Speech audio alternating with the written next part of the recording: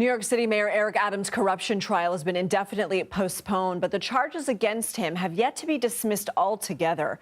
Judge Dale Ho is appointing conservative attorney Paul Clement to present additional arguments challenging the Justice Department's decision to drop charges against Adams. President Trump's Justice Department says the charges prevent the Democratic mayor from helping to implement the president's agenda in New York. The decision prompted the angry resignations of several high-ranking prosecutors who called the deal a quid pro quo.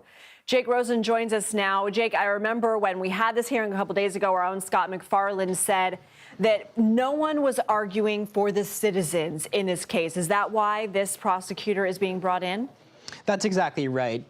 Paul Clement is going to be brought in as a friend of the court to answer some of the judge's questions on the constitutionality of this agreement, to work through some of the conversations that happened in court on Monday, and basically represent an opposition in the courtroom. As you just pointed out, Lindsay, there was none because the Department of Justice, Mayor Adams, and Mayor Adams' attorneys were all in agreement that the case should be dropped.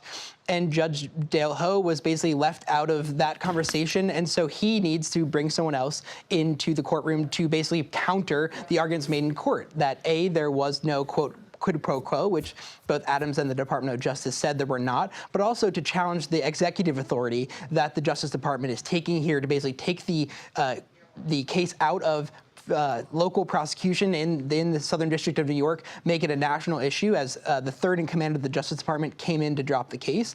And we'll see what happens. The next hearing will potentially be on March 14th, with some filings due in a couple of weeks. Okay, and let's turn now to the newly confirmed FBI Director Kash Patel's first day on the job. How is it shaping up so far?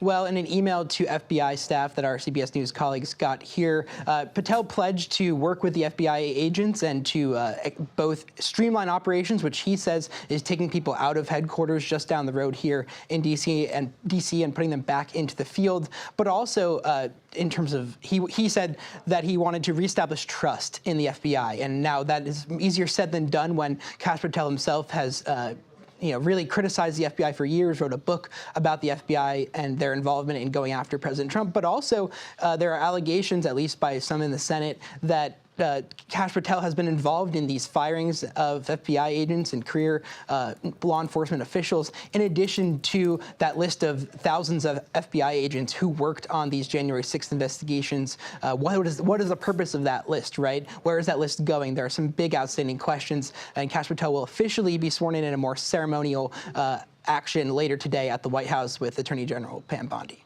Jake Rosen, thank you.